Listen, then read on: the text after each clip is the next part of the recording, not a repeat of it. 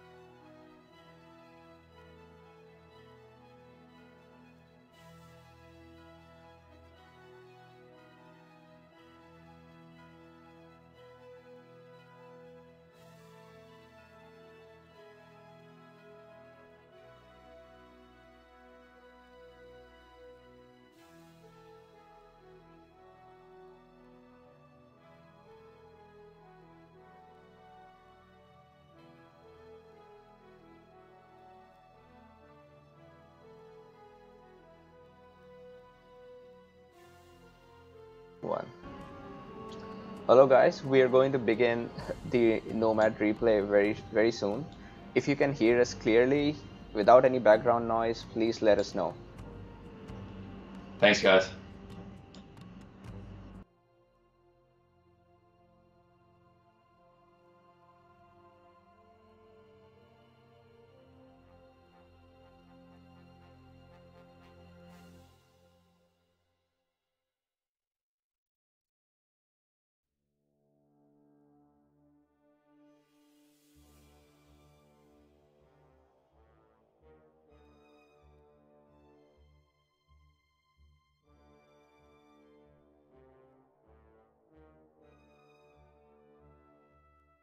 One. Hello guys, we are finally back and it's time to start the cast very soon.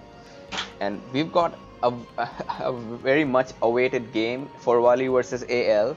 Forwali has been one of the strongest contenders in this game. It's been predicted to be the top 4 in a consensus of all the captains. And AL, another pretty strong team, is going to go against them. So I'm quite excited to see who wins this matchup. Let's look at the players on each side. Kron, what do you think? Jitian, all I can say is I can't believe this moment has finally come. Ever since we did that pre-tournament show and we could see, the various teams getting put into the brackets, we knew that someone was going to get screwed over and would have to face AL. and it turns out that that team is Forvali, probably one of the most hyped teams in this entire tournament. And so this is definitely the match of this bracket. I mean, everyone's been talking about it ever since the draw came out, and I can't wait to finally see, this juggernaut team from Europe come up against the best South American, arguably the best South American team there is. To see who's got the bragging rights. It's the Battle of the Atlantic, AL versus Forvali. Can't wait to see what happens here. Oh yeah, and just looking at the players, a quick look. Who do you think are going to be the top 3 in Forvali? I know it's quite a difficult pick, but still. Look, I guess to give you my honest opinion, I think between Coin, Surge, Zen, and Danius, I think they're all fairly similar in skill level. I mean, I have to be honest here. I say Coin, Surge, and Zen, they're probably like, as we talked about in the pre-game show. I mean, the pre-tournament show, we said that Zen is classically he's one of the best players in the world. Surge is one of the best players in the world, and finally, Coin is one of the best players in the world. So what happens when you put them all on the same roster together? It's just impossible to predict, but there's one thing for sure: they're all incredibly talented individual players. And then finally, you've got Danius, who I have a lot of respect for. Danius, I think he is maybe if he's just like 95% as good as the other 3, which is still incredibly good. He's still one of the best players, perhaps in Europe and probably the world as well. And he's their backup. And then just when you thought this roster couldn't get any more stacked, you've got Prolays there as the 5th player on the team. And look, Prolays is a little bit unproven at this point, but it's just incredible thinking, the different number of combinations of team members. So look, if I had to answer your question, I'd say, Coin, Surge, and Zen would be my top 3, but it's not by much. Oh yeah, definitely. And the Hale team, we've got Hugo, Loki, Manfred, Dracula, and Kike. I've had quite a lot of experience with Manfred and Hugo. They're awesome players, and I've not played that much with Loki, Dracula, and Kike. So would you mind filling us in about these players? Yeah, absolutely. So, I mean, the story here is the main player that most people would recognize from this list is probably Manfred. So Manfred's played a lot of games. There's even been some games that you've casted recently featuring Manfred. An excellent player. I view him as very aggressive. He likes to mix it up. He likes to go despot. He likes to rush. He's not one of those players that's very predictable. So excited to see him kind of leading this team. Probably the one player that a lot of international viewers might not recognize, but I know that the South Americans definitely do, and that's AL Hugo. I mean, Hugo is one of these incredible talents in Rise of Nations. He doesn't necessarily play online as much as some of the other players do, so you may not have seen him in those triple N games when you're just jumping onto Steam and having a game on a Saturday or a Sunday night. But Hugo is, again, an amazing player. He is very aggressive too, almost similar to Manfred. I think they've got a lot of unpredictability in this team because both Manfred and Hugo like to go despot. They like to mix it up. They like to apply a lot of pressure and boom in the background. So they're my 2 players to definitely keep an eye on in this match. And then finally, rounding out the roster, you've got AL Loki and Kike. I must admit, I haven't seen Kike play before, so I'm not too sure of his level. I think he's probably about a middle winter type player. AL Loki, I've played against Loki before, and I could instantly recognize he's also a good player and also very passionate about the game. He actually does his own commentary in Spanish language, and very talented too. And look, it might be harsh to say I don't think he's quite on the same level as Hugo and Manfred, but I think that's just a huge compliment to Hugo and Manfred to say that, because they're in their own league as this roster lines up. And then finally, you've got AL Dracula. For those that don't know, so Dracula also is known as Alucard. So Alucard was his old ID, so people might have seen Alucard play before. Another excellent player. I think he's known as one of the top 4 or 5 players in all of the South American scene, the Latin scene. So definitely this is a powerhouse Latin American team that they're putting forward here, and no idea how it's going to play out.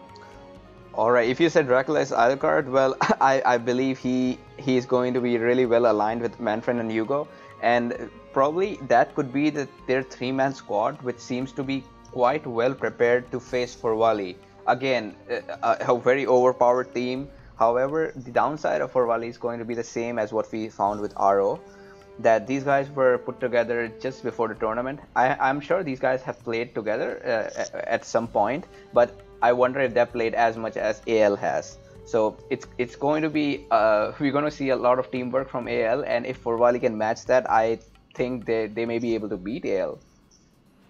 Yeah, absolutely. I mean, we just saw that in this morning's match. And spoiler alert: if you want to watch the result for the match this morning, do not listen on anymore because we may drop hints at the result there. But you have been warned. But yeah, classic case of if you bring in a team of individual superstars and put them on the same team, are they going to communicate as well as the guys who've been playing together for years and have that natural kind of bond and natural team chemistry to kind of make each other's nations and make each other's teams play well together?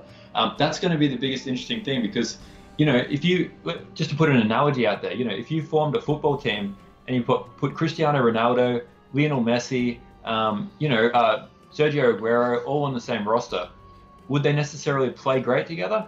I'm not sure because sometimes their egos might get in the way, hypothetically, and they may not, they may all be trying to go for the glory, as opposed to a team of, I'm not sure who to use as an example here, but perhaps, one of the national teams in the World Cup, like the African Nations Cups, that they play really well together as a team. They may not have as many famous players, but they just know how each other operate and they can really play effectively as a team. And that's what AL will bring to the table here.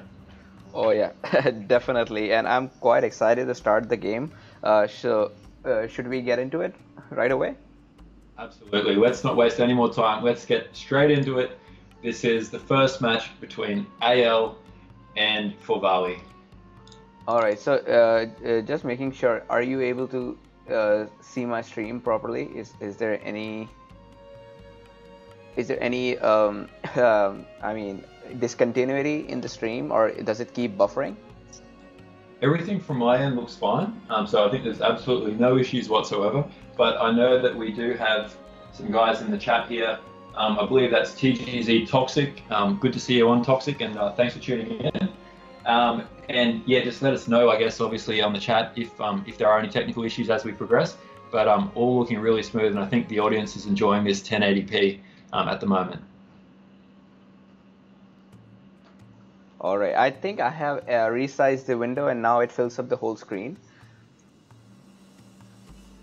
So there's one more thing I'll have to do. I'll have to change the sizes of the chat because I think the chat have become too big. Just Kron, on your side, we do need the Twitch chat, right?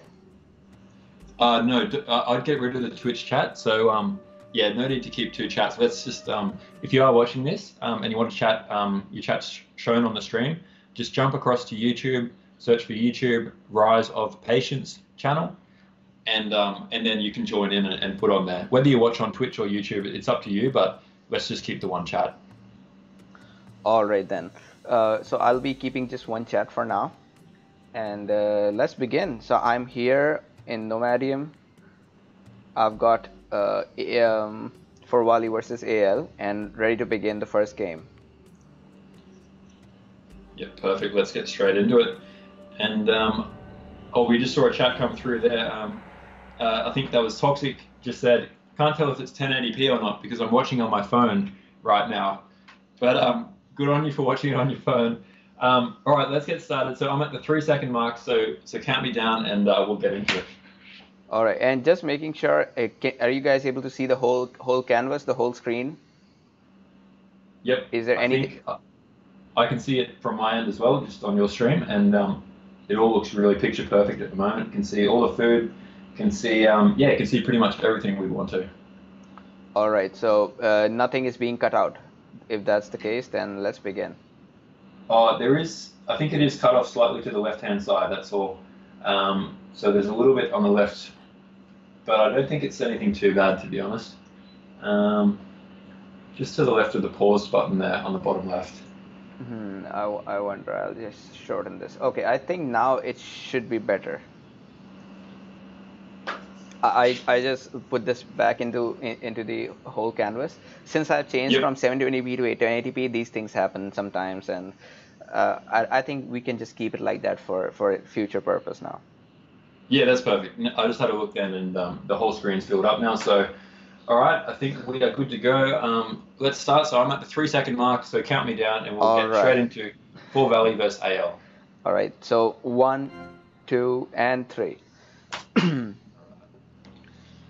Okay, Let's do this. we are here at Amazon. I really like this map because it's quite a mix of both boom and rush because the continuous forest everywhere they make sure that you can't raid your opponent as well, but it still allows fair amount of mobility for troops, and there's a lot of wood everywhere, so I don't see anybody complaining about not getting enough wood in this game. However, what I feel about this map is mountains or metal mines can be an issue sometimes. What do you think? Yeah, absolutely. I mean, Old World is one of those maps, which is, yeah, I guess it can be a little bit tricky sometimes when you don't get enough wood, you don't get enough metal. There's less rare resources to use, so you really need to make sure that you guard them well because there's just not enough of them going around. But yeah, look, it normally leads to some really interesting and very strategic matches, I feel, where, it comes down to your city placement, making sure that your team builds their cities in, strategically wise positions. You can defend behind rivers, and often, yeah, it's a little bit slower to raid. So I find it's more like playing a chess game as opposed to a map like Sahara where it's much easier to rush. All right, and I'm just looking at the AL's point of view, and Manfred says that, uh, well, I'm sure you can read that part, elephants plus monarchy. He said that we have got great nations and we can just do elephants and monarchy and hit the game. And, well, yeah, I do agree with him. They've got Indians and Persians there. And then Hugo says it's just that we have to look out for fast age raids in the age 1. Because Yeah, okay. Wow. Well, that's a good point. I mean, elephants. I'm sure there's a taunt for this. That taunt where it says elephants. oh man, And I remember that one. That was quite funny. It just that I don't have the Rise of Babel taunt pack, and I missed that one. Seriously. I haven't heard it for a while, but I'm sure those guys are spamming that taunt right now because you look at their team, and obviously elephants are definitely going to feature in this match. But at the same time, you look at the other side here. You've got the superstar team, 4VL, 4Valley. We've all been excited to see how these guys go together, and it looks like they've got a pretty strong start themselves as well. I mean, their nations, they've got Bantu. Zen Mechanics is the Bantu player. You've got Coin as Inca, and then finally we've got Surge as Koreans. All right, so yeah, let's quickly talk about the nation starting from AL. So on one side they've got the Inca player, Manfred, and for Inca, let's look at the rare resources he's got. Well, I won't say he has been very lucky with the rare resources. Yeah, sorry to interrupt you there, but it's actually Nubians, I believe. Oh, I'm sorry, I got confused. Yeah, you're right, Nubians, and he doesn't seem to be very lucky with the rare resources. He's got copper there, wool on the other side, and wine. So wine is going to be the only food rare resource for him. So I highly doubt if market is going to be a good choice there. Yeah, I mean, sometimes, he has gone with a build order here. Often, Nubian players will build the market before they do anything else. But the fact that he's gone the 2 farms and the wood before the market, I actually like that move because sometimes if you build your market first and you haven't got any food res to go to straight away, it actually puts you behind than putting you ahead because, it's very specialized to Nubian playing. But if you pick up a ruin in the pregame, and you get 75 gold, and then you build a market, that means you'll get 100 gold, and you can buy essentially food or wood to kickstart your game. But if you don't get that ruin, then you don't get the same benefit. Definitely, and I think he's just hit the jackpot. He has found bisons on one side, furs on the one side, and citrus as well. So it's not a bad deal for him now, getting a market. Yeah, absolutely. I mean, there's a little bit of distance to walk, but once he does get set up on that bison, that's going to help so much. Even if it's not in their territory and you're not getting the extra 50% bonus, just having merchants out in this early game can really come in handy. And yeah, it's going to be fascinating to see how he goes. And yeah, excited to see how Manfred plays because Manfred is such a good player. Yes, definitely. And then we've got Hugo as Indians. And Indians again, one of the strongest civilizations in late game because of their heavy boom and free elephant upgrades. So it's going to come down to if Hugo can make use of that. Yeah, I agree. I think Indians are they're one of those nations where people sometimes underestimate Indians, but I think they're probably a top six, top seven nation in Nomad because they're just so easy to spam units, so easy to spam towers. Elephants are so strong, and if you get a heap of elephants and then they upgrade through the ages, they all instantly upgrade. So it can be incredibly powerful once you get to that point in the game where they start to get the cannons mounted to the elephants. It just gets plain scary. Oh yeah, and just pointing out that these guys have got furs and Pappy. This is a deadly combination. And man, if they can use it, if they can use both of these rares for the whole game, they will have a clear edge. Looks like they've got relics as well, as long as they can secure it. Yeah, exactly. They're definitely set up with some really handy rares there. Probably some rares that are more suited towards, the longer term game with, obviously the relics and the Pappy. But, mixing that up with, furs is very handy to have. You can get your armor upgrade a little bit faster once you do get to that point in the game where, you want to get your mill 3.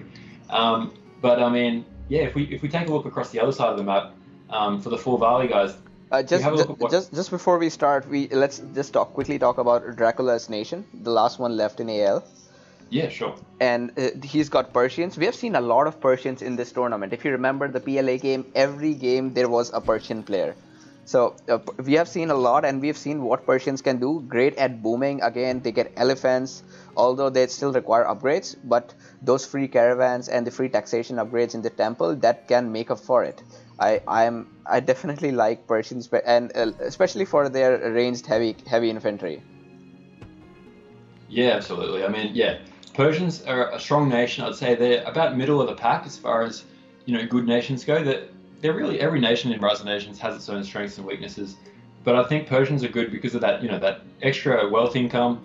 Obviously, the elephants, the free caravans, and the really cheap civic comes in handy as well. And we did notice in some games previously that sometimes that civic being cheap can be a temptation, and people are going civic sometimes in situations where maybe they shouldn't have. So it'll be interesting to see how Hugo plays that, if he goes for an early Civ 2 or not. Yeah, and just pointing out that Surge and Hugo, they get their cities right at the same time. That's quite interesting. Just look at that. They're forming a kind of an S sign on the border just because how closely they were placed, and I think they were placed almost at the same time. There goes Surge raiding the wine using his villagers. Yeah, I can see that now, and yeah, it looks like Surge obviously one of the best players there is, and making the most of those extra citizens that he doesn't need to use at the moment. Because with the Koreans, obviously, every time you build a city, you get either 3 or 5 citizens just pop out, and there's no better use than to send them off and harass your opponent's merchants. Right, and I'll just make a correction to what I said. I thought it was Hugo, but it's actually, it's not Dracula. It's actually Hugo building a city, and Dracula seems to be a little behind if you compare to Surge. Surge has got a nice 100 economy all over, while Dracula is still behind. He's getting his city very close to his another city, and I wonder if that's a good idea. What do you think? Yeah, I mean, it's interesting how this is playing out so far. I mean, you look at the map and you look at how these guys are kind of positioning their cities. I actually like this for Fulvali right now because you can see that they were able to kind of communicate with each other, build their cities staggered, and you can see that the Bantier player Zen has built his 2 cities kind of in advance, poking out, and then finally you've got Coin who built his city just next to those relics and is securing those relics. And those relics are really going to come in handy because, I mean, when this game started, I thought those relics would be in the AL territory, but Fulvali have quickly secured them, and we'll probably hold on to them for at least the immediate future. Oh yes, definitely. I mean, getting relics is getting a sweet deal for them.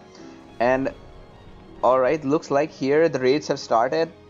Hugo is raiding Surge on one side, and Surge is going commerce too. That's quite unexpected. Looking at like it's a tournament game, and he does not have green and purple to help him. What do you think? Would you go in a commerce too in a place like this? Yeah, I mean, obviously, Koreans are really good at defending, so I don't think there's much chance that Surge is going to die anytime soon. But I mean, going for that Commerce 2, he did have the Silk just next to his base, so obviously that makes it really tempting. And, you know, Surge is a player that's quite creative. He doesn't necessarily have to follow the cookie cutter style of, you know, you just sit there and you go Commerce, you go your Civic, you go your Mill, you go Science, you go H2. He's one that'll definitely mix it up, and it doesn't matter just because it's a land map here. He's not afraid to try that, and to be honest, I like it because I know once that Surge can get that economy up and get his 150 income, he's going to be a force to be reckoned with, and it's just a matter of when, not if, he can get his economy up.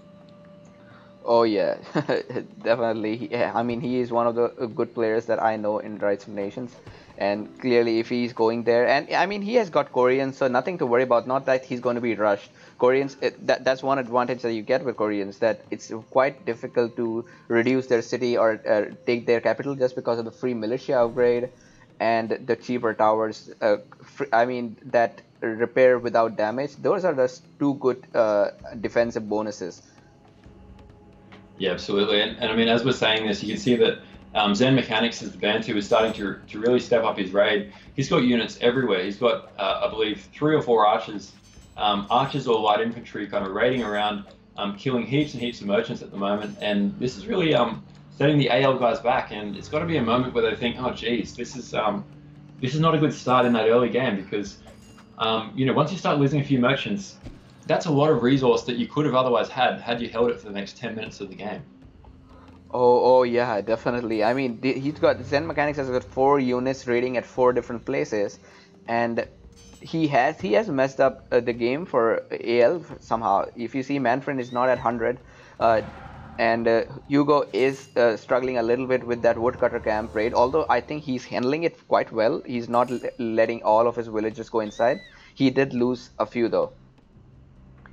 Yeah, exactly. And I mean, it looks like, yeah, Hugo is holding it together and, you know, microing this well given the pressure he's under. But I must admit, I just like the way that Full Valley had set up here. I mean, the strength in numbers in Rise of Nations can never be underestimated. And the fact that, you know, if you look at where Coin and where Zen are set up together, basically they're going to mass their army in essentially the same place. But what they can do is they can pivot to the left and they could double Manfred. They could pivot to the right and they could triple Hugo, or they could basically go in any direction. And the AL guys have no way of responding in a quick way. Oh yeah, definitely. Look at this city. It's so. I mean, these 2 cities are so perfectly placed that they can help each other and they can triple or double anybody they want. So it's. I mean, they've got AL in quite a pickle right now. And if you also see that Dracula is quite behind compared to Surge. Surge aged earlier than him despite getting a Commerce 2. Yeah, I mean that's the scary thing. I mean, Surge knew that he had that. I don't think he would have gone for Com 2 if he didn't have that Silk, but he knew that, you know, if you get that Silk, you get your Com 2 nice and early. He's already put down double universities as well, so you know, not slowing down at all, and obviously working quickly. He's already got 130 food, 150 wood, income coming in, and that's just going to set him up to you know, get that full economy going and probably start to apply pressure fairly soon, I'd imagine. Man, quite intense game already. Look at all the raids coming from both sides.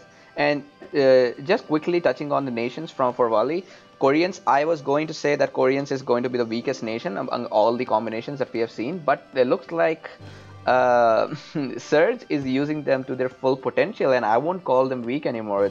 He's just like really bashing with them. He's got a clear advantage over Dracula, and I would even argue over Hugo, because both of these guys still have 100 ecos. But if you see Hugo's library research, he's going for military 2, and looks like it's going to get serious down here now. Yeah, I think this is definitely going to start to heat up now. But one thing I did notice with Surge as the Korean player here, he's building that tower at the front, and that tower is going to be incredibly useful. One thing I would suggest, if he was able to spot it, is that Koreans are so good. Sometimes you can build your tower basically at the front lines, and because they don't get damaged, you can continue to build them while they're under fire. You can actually sometimes just build them so close to the other person's capital that it will go up no matter what, and then sit there and reduce their capital, and then constantly just annoy them and provide a lot of pressure there. I'm not sure if the range would work here, but that's definitely a strategy that he could look to do. And Manfred and Dracula just said that he does not have metal, and that's quite serious because here on for Wali's side, I think they have plenty of all the resources they want. They've got enough of everything, Oh, and man, Dracula is going to need to either capture a city or it does not look good for him. yeah, I mean 0/0 income for metal right now. And if you think about what you can't build without any metal, you can't build heavy horses, you can't build catapults, you can't build heavy infantry. Is there anything you can build? I think you can build light infantry, but light infantry in these kind of games just ain't going to cut it. And so he's going to need a mine. He's going to need a mine fast. Oh yeah, and I mean, Serge has already scouted out the territory for Hugo. He knows what he's up to, and looks like we're going to see a quick raid from Hugo. You see he's got 2 stables, 1 barracks, and 1 siege. But I guess he should not have moved that capital in front, especially that he does not have a lookout on this capital. It just allows Serge to quickly sneak up on that and even get the capital plunder bonus. Yeah, I think we'll see how this plays out, but I think building that capital at the front, I'm not sure what he was thinking there, to be honest, because that's an incredibly vulnerable position. And, you know, there's no need to be a hero, guys. When it comes to putting in capital, just do the thing that's cowardly, build it in the back, build it where it's safe, because you do realize if you lose that capital, you're basically gifting your opponent 500 resources of everything, which is 2,000 resources in total. And a player like Serge with Koreans who have specialized siege workshops, siege engines, this is madness. And look, I really feel for that capital right now because just watching it, it looks like it's going to be in a lot of trouble soon. Yeah, and Dracula just said we are in a bad position, bad positions in the map, and it's clear that AL has to rush right now. They cannot protract this game for long. Manfred has started his raids on one side. I mean, he's going for a siege attack, and looks on this side Hugo is also ready. But I would really like Hugo to defend his capital, get a tower at least, and a lookout for sure. Else he's going to be hit by a big surprise very soon. And he's against Koreans. Koreans can, I mean, if the Korean player can just siege down the city and capture it using militia if his army is away. And looks like Serge is also aging to medieval. Probably the first person going there right now. I don't see any of the AL player close to aging. Yeah, it looks like that. And yeah, obviously Serge has got the biggest economy in the game right now. You can see the power of that commerce too, really showing right now. And you know, he's got 140 food, 160 wood, 140 metal, and 115 knowledge income, which is the huge thing. He's got, you know, the relics. He's got what else? He's got silver, tobacco, diamonds, a lot of really good rares there. And the longer this game goes, the scarier Serge is going to get. Oh yeah, diamond sugar horse is definitely a good rare resource combination, and especially considering that these are good for use in short run as well as long run. While what AL has, the furs and Pappy, these are really good resources in the long run. Oh my God! Sorry to interrupt. If you look at Yellow's capital here, under a lot of pressure, this is kind of what we alluded to earlier. This is going to be tricky to defend because, you know, Serge is charging in for the capital now, and oh my God! Oh my God! He just captured the city with an ambush, and that's what I was talking about. Always have a lookout at your capital. Yeah, excellent play there by Serge. He actually pulled about 16 militia with that attack because obviously Koreans get militia for free, and his citizens are so close he can just pull them in temporarily. It's almost like they were just borrowed to grab that cap sack. And once you get that cap stack, that's pretty much GG because, you know, 500 resources of all. And Full Valley are in such a dominating position in this game. You can see the players right now are pretty much realizing that this game is pretty much over before it started. Oh yes, I mean how the cities were built from Zen Mechanics and Coin, it was easily a great idea to separate these players, make sure they don't help each other throughout the game, and then single out one of these, like Hugo has been singled out here. And I would, it's not that Yogo did not make a lot of mistakes. He did. I like moving the capital in front and not having it towered. That's never a good idea. Yeah, I think honestly, building that capital at the front was not a smart move. But having said that, it probably wouldn't have changed, too much as far as the momentum goes. It would have saved that cap sack, but yeah, that city is definitely vulnerable no matter what, just because of the positioning of the cities. And yeah, look, it's probably going to be a matter of time before they'd be able to take that city regardless. All right, and Manfred just going for a final blow. He's trying to take that city. He is facing attrition. I'm not sure if he's going to be able to make that. Yeah, it looks like he may Oh, he briefly did capture make. this city, Oh, but there, he did make it. He did make it, yeah, but only for a brief moment. yeah. At least whilst the game's not looking good for AL, they do have something to cheer for anyone who's watching this and is an AL supporter right now and hoping for an AL win. But yeah, unfortunately, that wasn't a capital city. It was just a regular city, and the plunder bonus is nowhere near as good as what Surge had earlier. And we've got TGZ Toxic in the chat saying, "Oh, Surge is on fire," and yeah, definitely Surge is on fire. He has shown some great skills in this game, getting Commerce to still aging far earlier than the opponent, and that capital sack was so sneaky. He did not even fight for it. He just sent his militia in an ambush, got the sack, and returned. That's it. And that's the smart thing to do. I mean, when you get the cap sack, really smart play by Surge, just running straight back, not sacrificing or risking his actual citizens, because the mission was accomplished, the job was done. You got the cap sack, and then sit back, mass up more units, and then go in for the final killing blow. All right, and would oh my God, I just think Forvali has set a record for this tournament. This was the shortest game I have commentated on. Oh my God, that was absolutely, all the hype going into this match was how are Forvali going to go under the pressure? They've got 3 superstar players on their roster. Everyone was thinking, is it really too good to be true? Is this like, the all-star teams in professional sports where they put them together and then they flop? Or are they going to be the real deal? And what they've done right now with this match, obviously just game 1 of a best of 3, but they have absolutely shot some. Sorry, I'm losing my words here. I'm so excited. They've basically, made a huge statement here, saying, guys, we are top 4 seeds for a reason, and if you want to try and beat us, you've got to try and figure out a way to get through. Either Surge, Coin, or Zen. I think they're all individually brilliant players, and obviously working well together as a team as well. Those raids were phenomenal. I mean, both teams are great with their raids, but Forvali just able to step it up another notch. And yeah, excited to see game 2 now. Yes, really, and I think Zen Mechanics did a lot in this game too. If you see, while Surge was booming, Zen Mechanics had all his military all over the place trying to raid everybody, and he bought enough time for Surge to reach where he is right now. A really awesome play. We have seen some great tactics like separating your enemy and letting your ally boom while you raid them. This was clearly one of the advanced games we have had in this tournament so far, and really quickly ended. I'm quite excited to go for the second game, see how that turns out.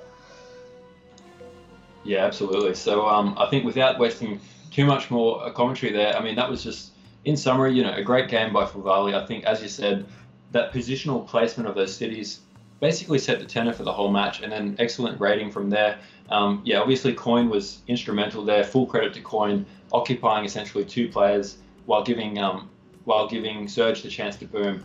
And then once Surge had boomed to that point, if he hadn't placed his capital in that position, the game would have gone on probably a little bit longer, but it was never looking good for them from that point forward. Oh yeah, just going back, I think L would regret first Hugo putting his capital in front and then being separated. I think their main concern last game was that they were separated early in the game, and they were already at the back foot, and with all those raids from Zen Mechanics, it was just too difficult to win. Unless they tripled somebody, or even double somebody, they had no chance to win. And I believe when you are trying to go on an aggressive stance, like yeah, rushing somebody, that which is what they were doing exactly. All three people were in a mood to end the game quickly. I believe it's not a good idea to have your capital in the front because again, if when you're doubling somebody or tripling somebody, you should always expect one of your guys to lose a city. So if you're going to have your capital in front, of course that's going to be the city you lose, and you don't want to lose a capital. Plunder bonus is just a game changer for whoever gets it. Yeah, absolutely. And all right, I'm in the replay now. I'm at 0 seconds into the replay, so pause it straight away. So I can see that on the stream that you're also at 0. So if we count it down, let's get straight into it. All right, 3, 2, 1, let's go. All right, and so this is the second match between Forvali and AL. The biggest thing I can notice right now is, firstly, the map we're going to be playing on is Great Lakes. So this is going to be an interesting map. Obviously, a huge booming map, and generally, we've talked about this before, but often it'll go straight to a rush to see who can get the wonders. Colossus and Hanging Gardens being probably the best 2 wonders on this particular map. But I think the most exciting thing I've seen here is that between the first match and the second match, we've seen every single player on the Forvali roster that we talked about earlier is going to actually participate in this war, because we've got 2 subs. And do you want to talk through the subs that we can see? All right. So we've got Zen Mechanics has subbed out for Dane. Oh yeah. I'm sorry. I was just reading the chat from Serge. Serge is getting quite impatient with this game. He says, "Oh man, now it's going to take 40 minutes to take them out instead of 20 minutes." And yeah, you're right about the subs now. Instead of Coin and Zen Mechanics, it's now Dane and Prolace. And I won't say this substitution is going to deteriorate the quality of this team anymore. These guys are just as fantastic. And I don't know what's the reason for this sub. If any of these players are in the chat and can tell us what was the reason. Are you guys just experimenting, or maybe Coin or Zen Mechanics had to leave somewhere? Yeah, I'm not sure what the reasons are, but I suspect, if I was to speculate here, I'd say maybe they thought that, after that really dominating performance in Game 1, I think, that team of Zen, Surge, and Coin are just feeling so confident right now that they almost feel like in this best of 3, they can experiment a little bit, give all the players on their roster a bit of experience here, and, see who plays well, because, Prolaze and Dane, both great players in their own right, and it'll be interesting to see how they go in a tournament setting like this, where there's a lot on the line. And I'm sure Zen and Coin are sitting there watching from the sidelines, but ready to step in for Game 3 if it gets that far. Yes, right. And just looking at the nations from AL side, I'm sure AL is going to be quite stressed out a little bit just after what they saw in the first game, or probably they want a revenge. But either way, they have to play this one very carefully. They cannot afford to make the same mistakes that they did last time. And also, I mean, this is a great map for them, considering that they lost to a quick rush in the last game. So I would say this is going to be more of a booming play. We would see both the teams getting to have a good economy before they are set to fight. So on this side, we have got Russians, Manfred as Russians. Russians, of course, a really good civilization for this kind of map, because they can choke down the enemy units with the attrition and the border push. If I am against Russians, I feel like, oh my god, unless I go for despotism, there is no way I'm going to be attacking him before Gunpowder Age when I have Monarchy. So it gives you quite a lot of time and confidence that you're not going to be attacked, so you can boom all the way you want. Yeah, I agree. I think Russia definitely comes in handy having the attrition, but I guess like anything, it's always got pros and cons.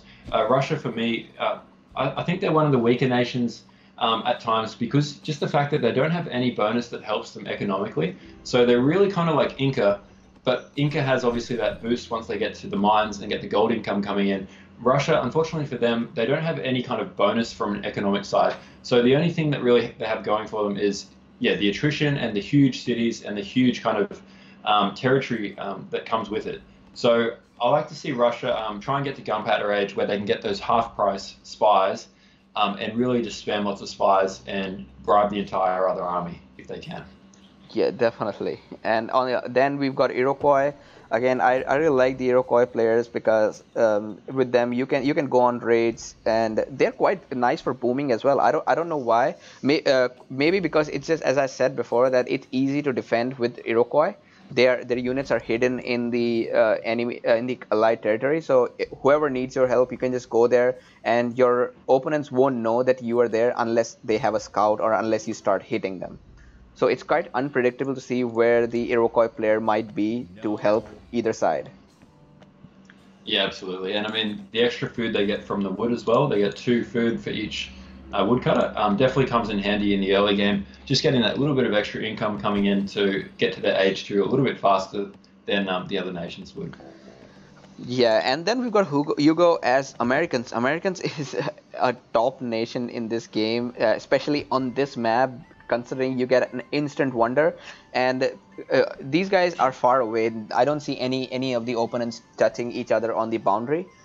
I mean, here Hugo is going to have a lot of time to get a Colossus or Hanging Gardens, just as long as he gets it before his opponents start making it. Yeah, absolutely. And I mean, if we look at the other nations for Valley, we've got Persians as yellow, we've got Romans as orange, and then finally we've got Bantu as red at the bottom. And if I look at those nations and say which nation is the best for this particular map, to be honest, I'd go with Bantu or Romans, but I'd actually go overall. I'd say number one would be Bantu, and the Oh reason for yeah, that is definitely. Bantu's population limit is so crazy. It's basically double any other nation, and that can get a population of up to 100, 150, 200, depending on how far into the game you get. And this map often comes down to bottlenecks when it comes to population. That's why Colossus is such a strong wonder to get, because once you get Colossus, you get more wealth income, but you also get that unlimited, well, not quite unlimited, but you get so much population cap. It's almost like you'll never ever use it all. And it means that you can build an army, sometimes twice as big as your opponents, and then just walk over and just crush them. Oh yeah, and remember they also get an extra city. So as long as they have enough wealth income coming in, they can spam their cities with and universities with scholars. So that means they don't have to worry about the population limit first, and then they've got an extra city. That means an extra library full of scholars. So if Bantu get a good wealth income, which in this map is not going to be a big problem, we got all these fishes. I think they can be a really OP civilization. Yeah, absolutely. And I mean, that's why this map is so interesting, because it's different to all the other maps. And it really does come down to, a lot of it is how many universities you can build, and how many scholars you can fill them up with. Because if you can get an extra city, that's why a wonder like pyramids is so strong on this map. Because it's not just the food income from pyramids, but it's the fact that you can build that extra city, build another university, fill it up with scholars, and then reach age 4 or even age 5 much faster than your opponents. Oh yes, definitely. And I am look if you go to Hugo's side, he has decided to go military, and that's something I was not expecting. I thought he would take it slow, reach the classical age as soon as possible, get a wonder, but he seems to have something else in his mind. Yeah, I think this is a bit of an unusual decision here. Definitely not a move I would have seen coming. He's got the military, and I'm just trying to see if there's any dock that I don't know about where he's trying to raid the opponent's fish, perhaps. Because if there's no raiding of fish, I don't actually like that move. I think a better move, as you said, would have been to tech as quickly as possible, go commerce, go science, go age 2, hopefully get a wonder down. Colossus would be ideal.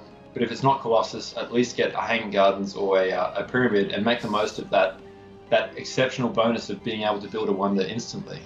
And oh my god, he is not raiding with barracks, so I do not understand what's the point of that extra military.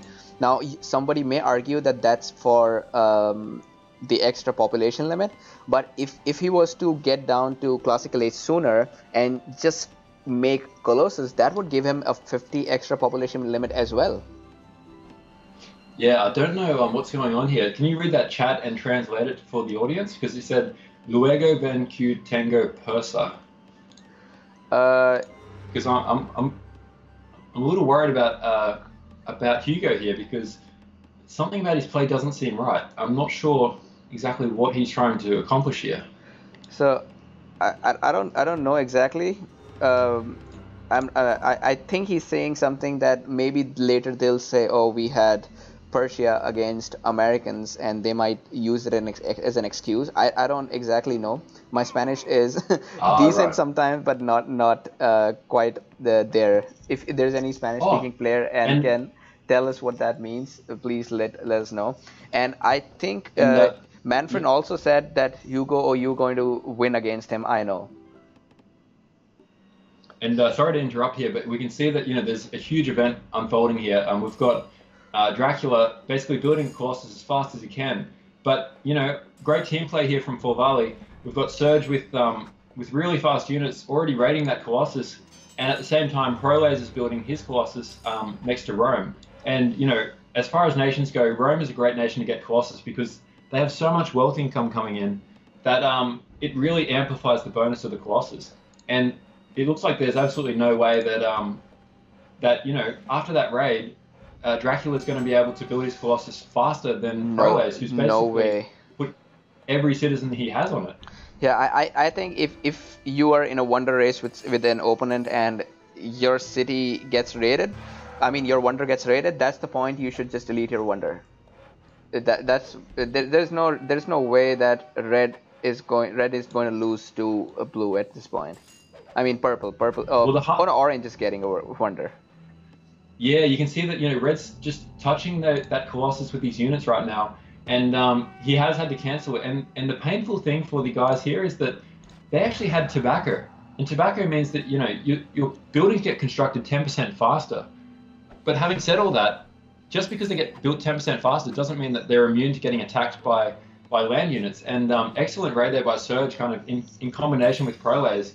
That getting that Colossus down is huge because, as anyone who's played a game on Great Lakes knows, the player who gets Colossus turns into a powerhouse, around the 20 to 30 minute mark. Definitely, and yeah, Hugo just puts down a barracks to defense against raids. But as I said, I do not agree with his research order. If he had to go military, I think he should have been the first one to raid Dane and not the other way around. Yeah, absolutely. And while all this has happened, we can actually see that Hugo did put down the Hanging Gardens as the American player. So he has got that wonder and he has made the most of it. Still not sure why he went that early mill, but maybe it was just to safeguard himself, just in case there was a raid that was going to come early. Maybe he had a hunch that something was coming his way.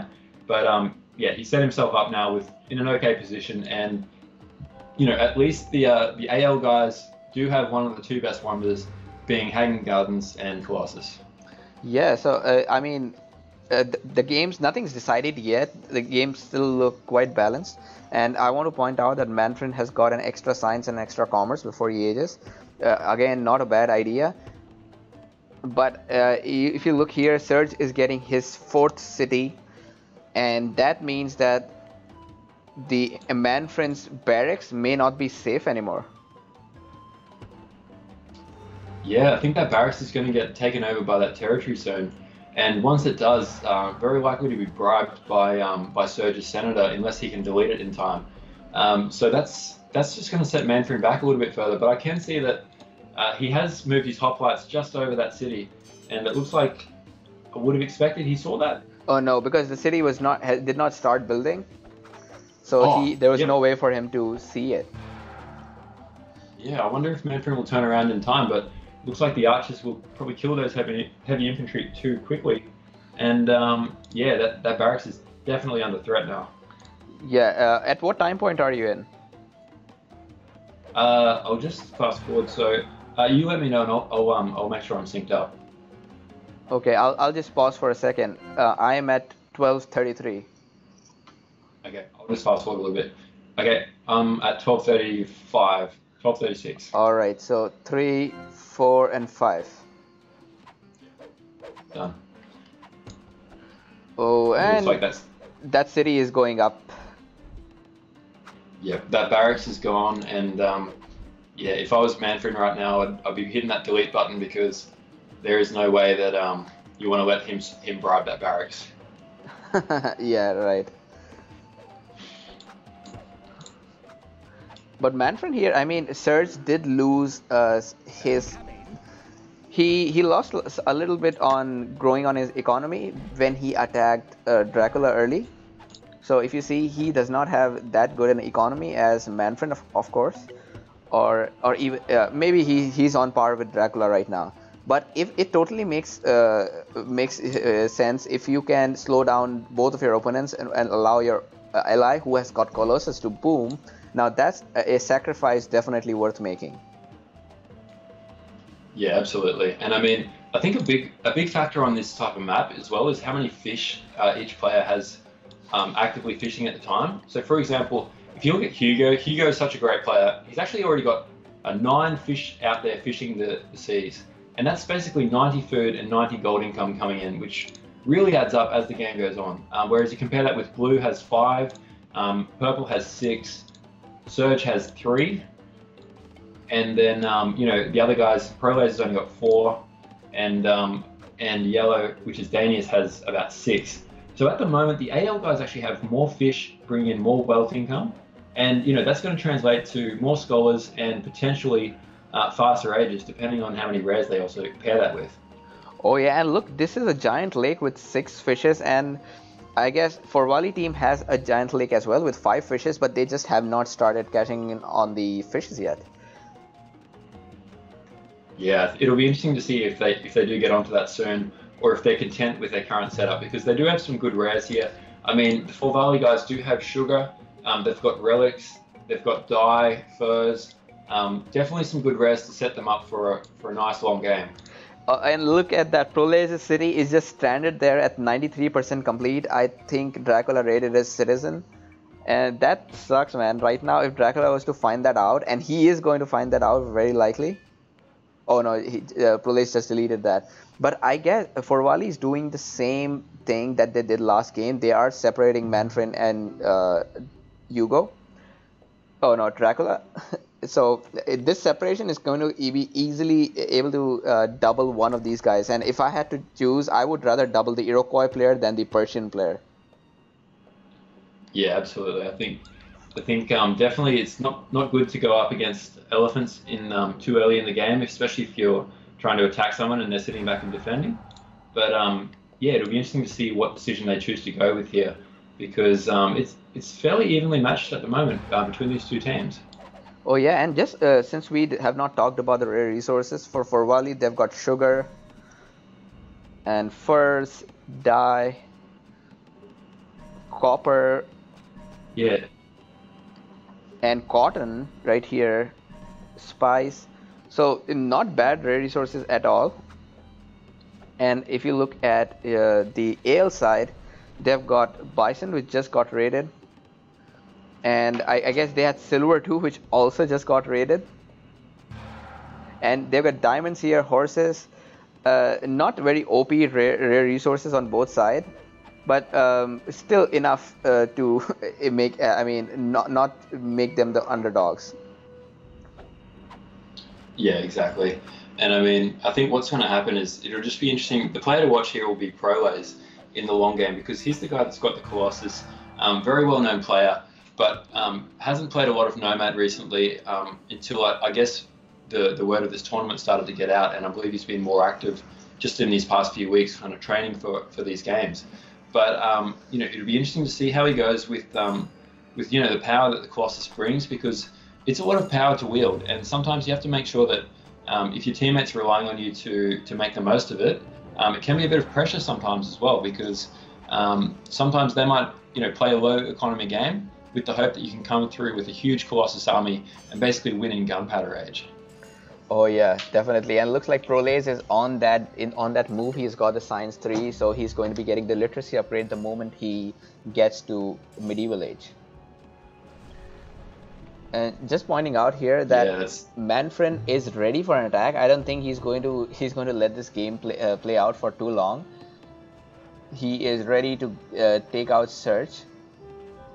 But Surge is also prepared. He's got a castle up there, maybe not as good an economy as Manfred, but he's got the terrain advantage. He's very close to his ally Proles, so getting a double. I mean, Manfred may get doubled while attacking Surge. Yeah, absolutely. I mean, and look at that placement. If anyone is watching this wants a lesson on where to place your castle, where Serge has put it right there is that is like the perfect placement, because it's close enough to make it hard to capture the city, but it's just far back enough to make it really hard to siege. And if they are going to try and siege that castle, you can bet that they have to kind of creep forward that little bit closer, which makes it a little bit more difficult to do. Oh yeah, definitely. And yeah, Proles comes back to help. I think he is going to soon get the. Oh yeah, am I at the wrong place? Well, oh no, he's like still not. He's still not at medieval age. I think it's an ambush here from Purple, and a really good ambush at that. I mean, Surge didn't see that coming, and it looks like, you know, Mandarin here. If there wasn't that castle, I think he. Oh, and the city goes big just in time. Yeah, just in time. And I mean, things still look good. Manfred, no, not Manfred. Here, Surge has got the pyramids, so not a bad economy there. And not, of course, not as good as Manfred's, but still fine considering that he raided early. Then, if you look at Proles versus Dracula, now Proles has got the upper hand. Yeah, absolutely. I mean, look at Prolaz's economy. He's got 167 wealth income coming in, and that's probably only going to go up from here. And at the same time, though, there's some good raiding going on. The guys did lose their relics at the base, back near Prolaz's main base. So some good raiding going on by Iroquois, making use of those fast units. And as we said, I guess in the pre-match, these AL guys are some of the best Latin American players there is. So constantly raiding it's all those small things that really add up in the long run, and can potentially win you the game with you know, hundreds of small moments like that.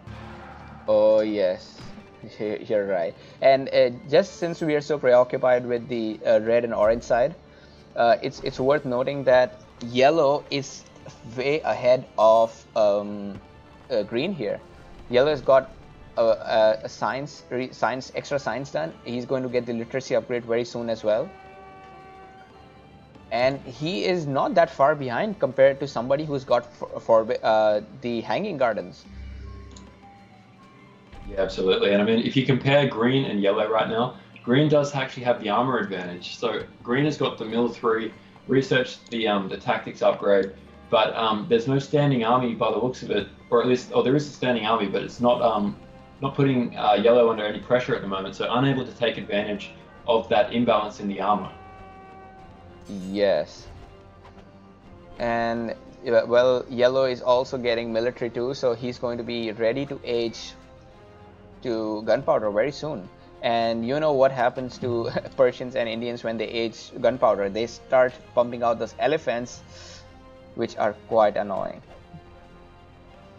Absolutely. And yeah, there's nothing more scary than an elephant with a cannon attached to it. So let's hope for our viewers that we don't have to see that monstrosity come out. But it is always exciting when you see them show their faces.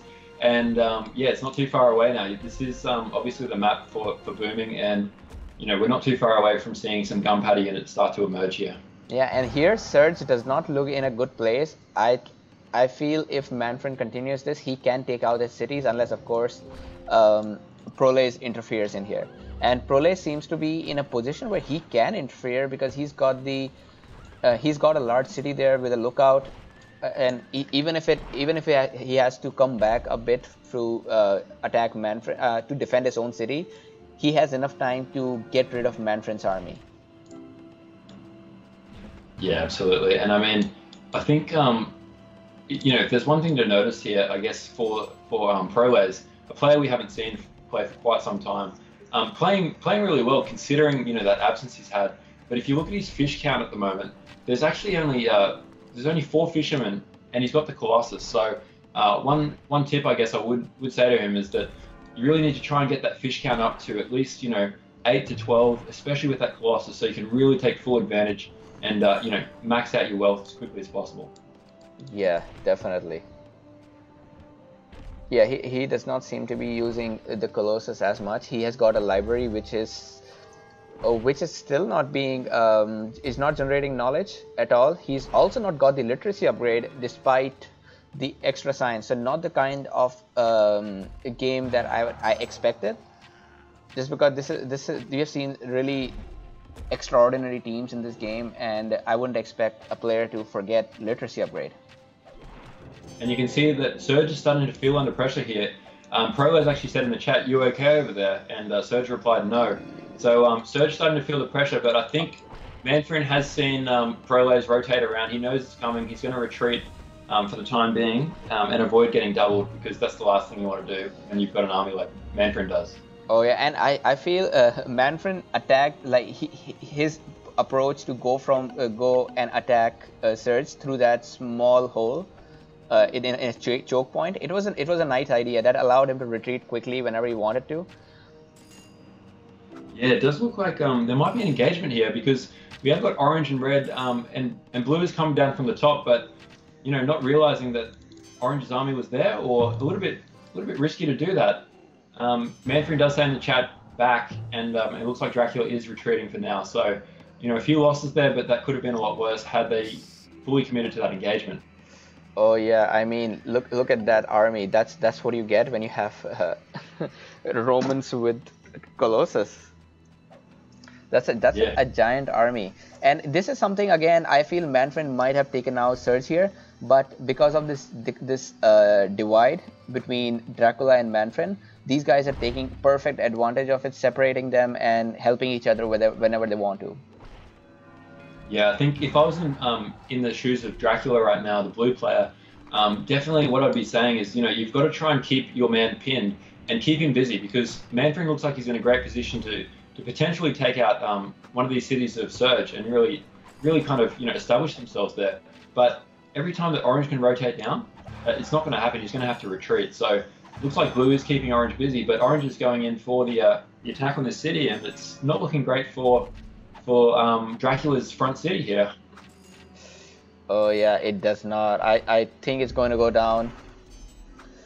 There goes Manfrin to save. I mean, Manfrin has got a nice, huge army, but it's just going to go waste. In yeah, he'll have to save Dracula there, or maybe I won't. Maybe not call it a waste, because yeah, of course he has to save his ally. If he does not, Dracula is going to be on the back foot, and Manfrin is probably going to be fighting alone for some time. So you never want to let your ally die, unless of course you have a better thing to do. Like if you are taking out your side, it may be not be a worst move to not go and help your ally if you can kill on your side. Yeah, there's a big engagement going on right now. Geez, a lot of units going down, and to be honest, the AL guys are doing really well. Manfrin's got a huge army, and he's, you know, not afraid to use it. He's throwing his units around here, and I don't know if that was a double necessarily. I mean, all four players' armies kind of met together, but it was kind of hard to tell, you know, whether you call that a double or you just call it a meeting of four armies in one spot, because I don't know who was coming from where, but that was a lot of units, and Surge and Proles are looking in a little bit of trouble right now. Oh yes, I mean, that was a better engagement for the AL team for sure, but now Surge has brought in spies. Just bribed one of these and another one, I guess. Yeah, absolutely. And you can see Manfrin is putting pressure on that city. That city of Capeni is reduced now. But I mean, we are starting to get to the gunpowder kind of era. You can see that at the top left here, yellow and green are fairly evenly balanced by the looks of it. They've both massed up big armies. And I mean, Danius was the first one to get to gunpowder age. That's quite interesting, isn't it? That Danius aged before Hugo, who has the Hanging Gardens. Yeah, absolutely. I mean, that's quite unusual, but obviously an incredible boomer, and he must have just filled up his universities quickly and probably making use of that relics before it was. It looks like it was raided at some point. So I'm not sure if he's picking up the benefits of those relics anymore, but yeah, an interesting one. I have no doubt that AL can kill, I mean, this side, Manfrin's side, can kill Surge.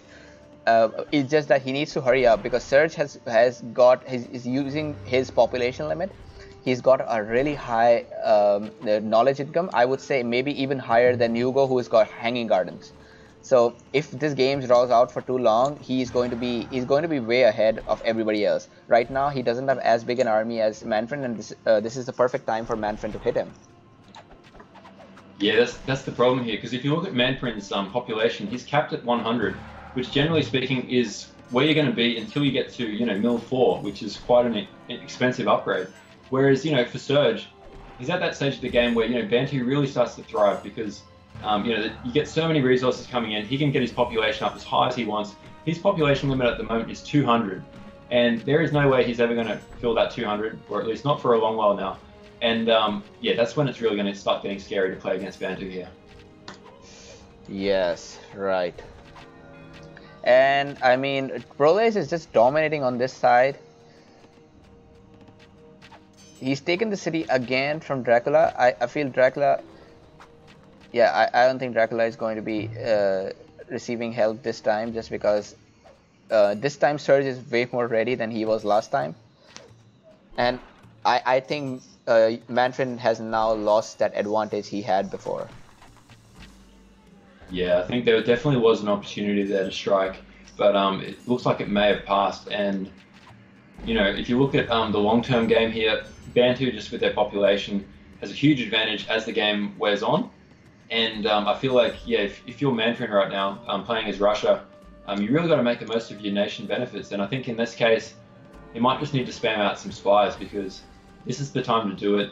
Spies are only costing him 25 wealth, 25 metal for the first spy. So I'd love to see him spam out about 10 spies and just do some incredible micro and bribe the entire army of Surge. Oh yeah, that's pretty much possible with as Russia. But again, that's a way big army. I wonder if it's beyond Manfred right now, Manfred and Dracula. And meanwhile, Hugo seems to be holding off really well against Dane. But I don't think he should be defending right now. He should be the one attacking as soon as possible, because his teammates are not doing so good. Yeah, exactly. And you can see that it looks like Surge is actually throwing down a dock at the front here, and probably going to build some bomb catchers, some bomb vessels coming out soon. And, you know, once they take that water in the middle is going to be really difficult to you know, stop them kind of taking over, because they can start basically sieging everything from the shoreline there. Oh yeah, I mean, this water body right here can decide the fate of this game on this side, on this blue and purple side for sure. So it's really important for Manfred and Dracula to get control of this water and do not allow Surge to use it. In fact, right now, since they're both going to be in the gunpowder age soon, now they should be using the water to start sieging the red side, because most of the water is in their territory. Once they knock off that single dock by Surge, there's no way Surge can build it again. And I mean, they can easily turn this situation against their enemy. All they need to do is get rid of the dock and start getting active on the water. Yeah, exactly. And I mean, if there was any way that he could boost that city, I'm not sure if Manfred has a temple at his front city here or not. It's a little bit hard to see. Oh no, there is a temple there. So yeah, no easy way to solve this, but I think they've definitely got to try something. And I can see that, you know, Dracula is putting down a dock, and will try and fight back and regain that patch of water, because yeah, that's definitely not a threat you want to just let Surge take, because having those bomb vessels firing from you from the side, man, it's so frustrating. And just looking at Surge's economy, he has got a whopping 300 knowledge income, and he's also going for the printing press upgrade from university. So now it's going to become just too difficult to beat him at this point. So the moment that upgrade completes, let's see, is it going to reach around 400? That's double of, or more than double of what Manfred has, or Dracula does. Yeah, you can see that, you know, as this game wears on, that's when your knowledge becomes so important at this point. And, you know, you cannot afford to fight an army that's either an age behind, or has an armor upgrade, or has monarchy when you don't have monarchy. And I guess that is one thing that I wonder if Surge is going to go for that monarchy, or if he's going to sit there and try and get to faster a faster Enlightenment Age and just roll in with Enlightenment Age troops. I mean, any way you look at it, it's not good for the AL team. Hugo is doing a fine job on the other side. He has taken a city. He's using bomber vessels. Wow, excellent creative use of that small patch of water there to basically siege the entire city from the side. That's the most awesome thing I've seen in this game so far. Very clever use of that water. I would never have thought of that going into this, but yeah, brilliant use of it, and just shows how powerful those bomb vessels can be. Oh yes, definitely. And yeah, again, if you ever find yourself having a small patch of water, don't ask yourself what's the point of this if it doesn't have fish, because it clearly has a point, and Hugo is proving that point. Exactly, and there's a huge fight here going on between Hugo and Dane. A lot of elephants here. Will the spies get any bribes off? It looks like all the spies are actually... oh yeah, the spies are there. And but Dane is prepared for that. He's got 3 explorers. He's also got scholars out of the library, I think for... oh no, they just got released from the other city. But oh man, this is going to be a tough fight. Man, Hugo seems to have the advantage. He's got a bigger army there. For a second then, it was really hard to call, but yeah, Hugo looks like he came out of that ahead. All right. I don't blame. All right, Hugo he just took out the monarch, and you know what that means. This momentum is going to help him right now. He needs to start marching on the Persian city. Yeah, absolutely. And I guess while we're talking about this, Proles is starting to really flex his muscle as well with that Colossus army. He has taken the Iroquois for the city there, and you can see that Dracula is falling back. So, a lot of action here, a lot going on at the same time. And I think for AL, they really need to get Hugo to get some momentum here at the top and really swing in and hopefully capture the yellow base for them to have a really good chance. Yeah, and look at Manfred's army. That's huge. That's bigger army than probably Proles, or maybe comparable. Easily bigger than what Surge has. It's absolutely sick. I mean, Manfred is like a magician. He just clicks his fingers and he's got this huge army which has been massing the entire game. And you look at that army, it's got so many Cossacks there. The Russian special light cavalry. You don't normally see them because, to be honest, a lot of Russian players don't make it to age 4 because they're already dead by that point. But this is really awesome to see, and I just wish he would be spamming some spies as well, because I feel like a lot of people forget that the Russians' best thing they can do is spies. And again, as I said before, a lot of Russians don't actually make it this far into the game. They kind of forget that they have that special ability. Oh yeah, definitely. And yeah, he is not making spies, and he's making a big mistake. If you look at his army composition, he does not have a single scout there. And Surge is ready with 3 spies, and you know what that means. Yeah, you mean it's Bribe City coming up. Oh my god, a red fort coming from Dracula. This is the first time I've seen red fort coming up in a long time in any game, just not the tournament. I love it. I take my hat off. This is awesome. I've seen it all now. We've seen a red fort in a Nomadium, tournament match. What a placement too. I mean, I think as soon as Proles saw that, he's like, "Whoa, I'm out of here. There is no freaking way in hell." And he was working on it for quite a long time, because it takes a lot of time for red fort, and since he has tobacco, he's made the perfect use of it. I will have to give it to Dracula. I mean, he's not doing so well against Proles right now, but he's doing all he can to survive. Absolutely, and you can see that this is a critical moment in the game. You see Blue's kind of weak at the moment and has retreated, but obviously trying to get that city back now, and Orange is kind of like not sure what to do. I mean, Orange has got a huge army, and it's really going to come down to Proles here. How is Proles going to use that Colossus army now? Is he going to try and double Purple's army, which is looking like it's way bigger than Surge's army at this point in time, despite the fact that Surge has Bantu? Or maybe it's just there's so many units that Surge has hidden behind that castle that it's a little bit hard to tell right now. Oh, and there comes the double. I cannot believe it. Proles just took out the Russian city. Are you looking at that? Yeah, I am. And just to make sure, what time are you at the moment? And I'll rethink. So I'll pause it right now. I'm at 34.30. That's fine. Yep. No worries. No need to pause. Keep going. Okay, I'm starting again.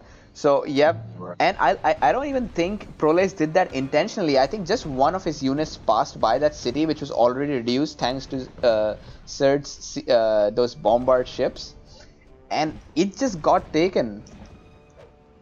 Now that might be a good thing for Russia because they get plunder when they lose cities. Maybe it was a strategy that was done on purpose there. Oh, and that's a big backflip from Manfred. I don't know which side, but I. And Manfred needs to kill fast because if you look at Surge, he is ready to go Enlightenment Age within next 5 minutes. Yeah, absolutely, and that's a huge critical moment in this game because the AL guys are really looking good at the moment. But I mean, at the same time, you've got Blue is a bit weak, has been severely weakened by Prolays, and it looks like Green has the momentum at the top. So for the AL guys to really give it their best shot, I think they've just got to encourage Hugo to just go crazy, to go Super Saiyan, and maybe even Super Saiyan 3, and just try and try and take out Dane. He's got to sit there. He's got to do the Kamehameha because he needs to basically blast away Dane here for these guys to have a good chance moving forward. All right, in the chat we have Mentalist asking who has the Hanging Gardens. It's Hugo, and he is nailing on his side easily. And I mean, if we look at the economy of Hugo, he's maxed out at 250 of every resource, and then knowledge he's got 334 coming in. And to compare that to Surge has got 300, 250 for food and wood, and he's got 448 knowledge coming in. So a huge knowledge advantage to Surge here. Oh, and Manfred's city may be taken. He's asking Dracula to come over quickly. Yeah, it's looking like, Manfred's got a huge army. I like the positioning, but there are two huge armies, coming down on Polotsk here, and it looks like they do take the city, and Manfred will have to retreat. But I like Manfred's play. He's not losing his cool. He's keeping his units, and he knows that he just has to kind of retreat slowly here, just like Russians do. Burn everything to the ground, scorched earth policy, get back and wait for reinforcements to come. Wait for the winter to kill the other army. Manfred just lost most of his metal income because he had 2 mines in the city, and meanwhile Hugo on the other side is marching on Erech. He better finish Dane fast because the game seems to be getting over for one of these, either Dracula or Manfred. Yeah, exactly. I mean, Manfred is kind of pinned into the corner now, and almost losing his escape routes. He's only got one more city left, until he gets to his capital, and he hasn't raised his Senate at this point. It's 15% raised, so he can't even move his capital if he wanted to. So, yeah, definitely, I think they're saying, I'm not sure what the taunt is for Ariba, faster. That's 32 to 35. There you go. I'm sure they're spamming that right now in their heads thinking, come on, Hugo, you need to do this. Make it happen. Hugo's playing so well right now. He's got an absolutely huge army. And I mean, the reality is, if Hugo can kill up here and basically either kill outright for Dane or at least severely weaken Dane, they still have a chance because he can swing down and perhaps help out the army at the bottom as well. Oh yeah, definitely. And I wonder if Dracula should be saving Manfred right now instead of going there. Yeah, Dracula needs to step up, and there goes Surge, the first person to reach the Enlightenment Age. And I guess Hugo is also ready to reach Enlightenment Age. He just needs to buy some food and click up as soon as possible. Yeah, exactly. I mean, Hugo getting to Enlightenment is very important. You can see that Manfred's a bit worried in the chat because obviously from his point of view, things are not looking good. You've got 2 huge armies bearing down on Moscow, and he doesn't really have anywhere to retreat to now. Maybe he can sneak down the bottom left corner there and try and save his troops and meet up with Blue. But yeah, obviously it's looking a bit dire, and I think obviously he's making note of the fact that Surge has got to age 5 now. Hugo definitely needs to get his age 5 up and running. He is researching it now, so he will have it momentarily, and that Hanging Gardens long-term advantage is starting to come to the forefront here. Yep, and I think if I was in Hugo's shoes right now, I would be spamming cannons as much as I can because it's not the army. He just needs to reduce that city as soon as possible. And meanwhile, I guess these guys have got a great team spirit. Dracula says, "Do not resign. Wait, we can do something." Yeah, exactly. I mean, this is a tournament match. you don't want to finish and resign from the game and then have any questions about it later on. So I think it's definitely worthwhile. This game is far from over yet. The fact that Hugo is doing so well on the other side means that it's still up in the air. He's about to get to age 5 as well, and you know, obviously, I'd give the advantage clearly to For Barley at the moment. But at the end of the day, it's up to what Hugo can do, and if Hugo can you know, eliminate yellow quickly or not. All right, and Manfred is. I'm sure Manfred is like, oh man, we could have killed them in the earlier when we had the advantage. Yeah, I agree. I think Manfred is probably starting to lose a bit of hope. I would have liked to have seen him save his army there.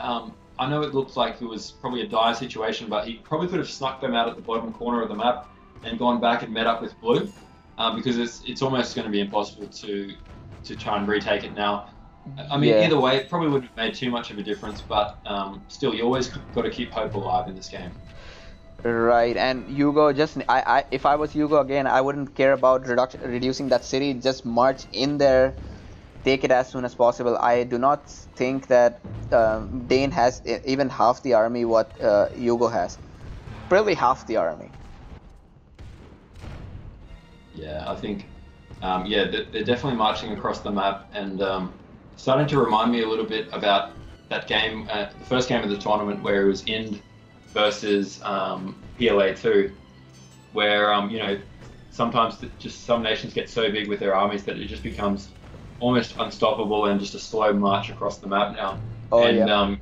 Yeah, purple and blue just trying to delay it as much as possible with that castle. All right, and looks like the capital for Dane has been taken by Hugo. And just Dracula messages Hugo that if you don't kill him in time, we are dead. Yeah, exactly. And it's important to look at the timers too. And you've got a 3-minute timer for Manfred versus a 4-minute timer for Dane. Shouldn't make too much of a difference in the scheme of this whole match. But still, obviously, the lower the timer, the much better it is for your team.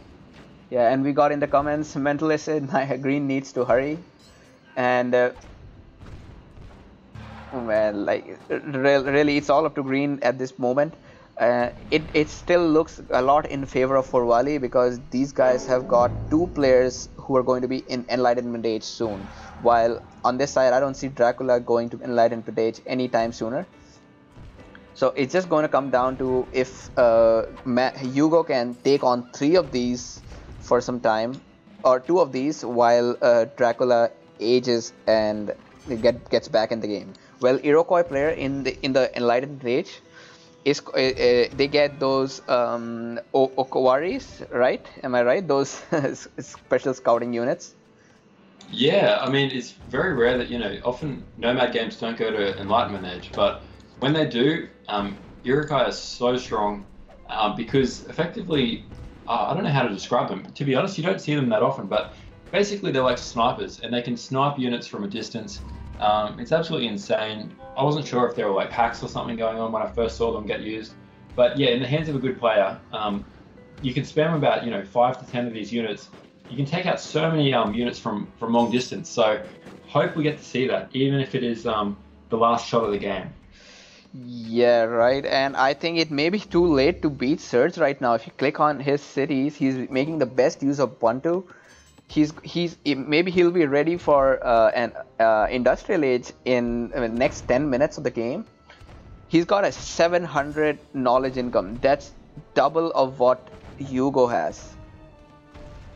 Yeah, that's absolutely sick. I mean, he's not even that far away from maxing out. You can't get more than 999 income of anything in this game, and yeah, I wonder if he's doing that just to make a statement here, because yeah, I mean, the longer this game goes on, the more likely we're going to see, you know, nuclear weapons, the more likely we're going to see, you know, the special technologies come in, because this is absolutely insane at the moment.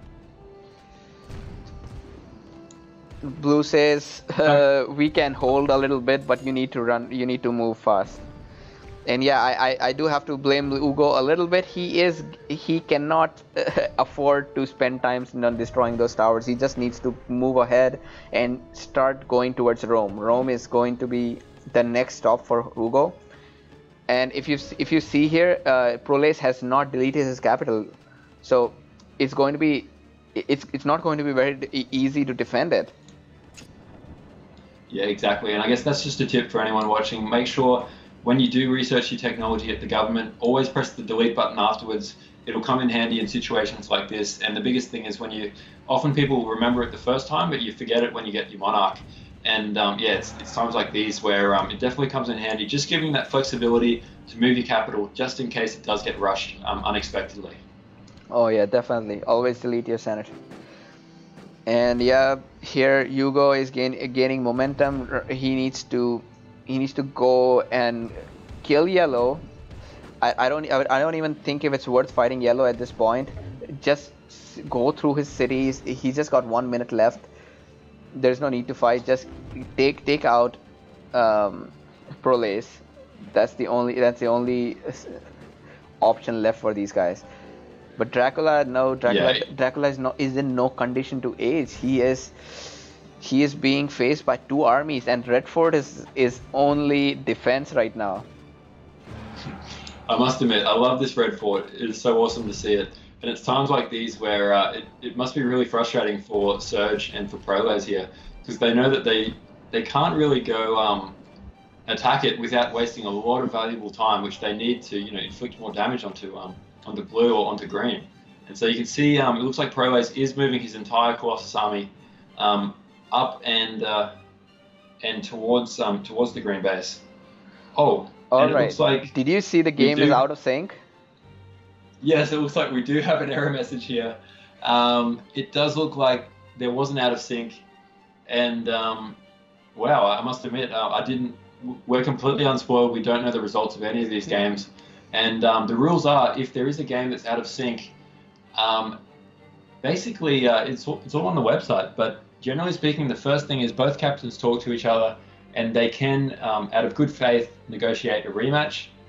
And if that fails, then normally a referee will come in, assess the game, and basically, if it's beyond reasonable doubt that one team was going to win the match, the referee can award the game to that team. And if there was any doubt, then essentially normally what would happen then is there'd be a rematch from the beginning. Yeah.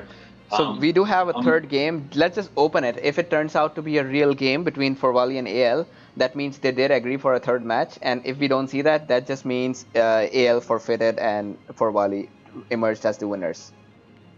Yeah, and I mean, let's just quickly, if we can, I know we can't look at the stats because of this out of sync, but if you look at the scores here, if I was in this situation, obviously we don't know what actually happened here at the time, but I mean, I guess to be honest, I'd probably think that Forvali still had the upper hand here, but the scores aren't all that different. I mean, you've got a team score of 11,860 versus AL with 10,100. Obviously, an advantage for Forvali. They've got the Colossus, they've got Bantu, and Dracula was on his last legs. But you never know in this game, and Hugo's obviously beasting it up. He's got the Hanging Gardens up there, and so as for who would have won, probably Forvali would have, but it's never sure about Let's that. just see the third game. My game just crashed because of that out of sync, so I'm going to restart it. Meanwhile, can you just open the third replay and see if it's an actual replay or not? Yeah, I'll jump straight into that third replay now. So we have Forvali versus AL3. And no, it does look like that third replay was a fake replay.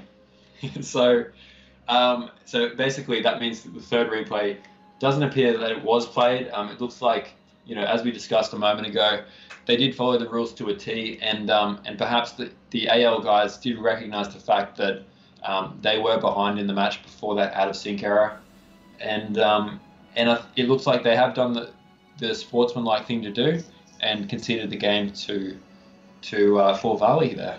Yeah, and I believe the game would have eventually turned into Forvali's favor. Surge was already ahead of Hugo.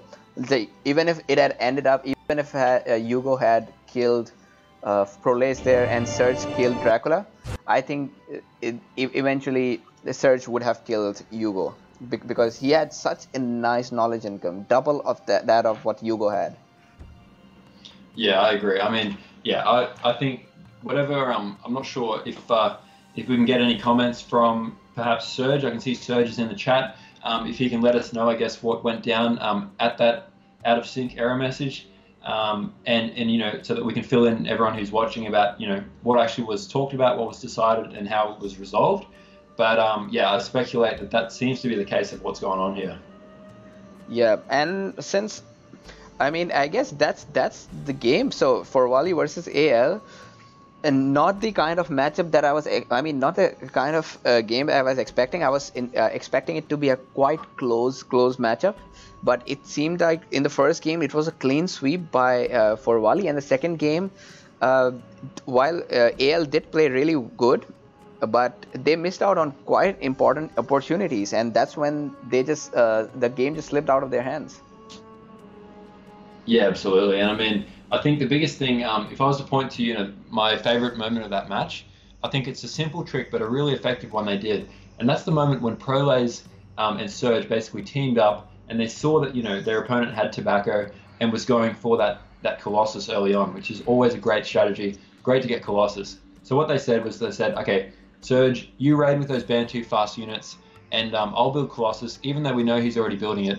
Raid that Colossus, slow him down, and we'll get the Colossus working for our team. And you can see that, you know, that was an early move they made, which led to great long-term benefits, and ultimately led to them securing the game there. All right. And just for info, do we have any post-game interviews for this game? We haven't got anyone prepared before this match started. So if there is anyone from either team here, either from Forvali or from AL, please let us know in the chat, and we can add you on Skype for a quick interview.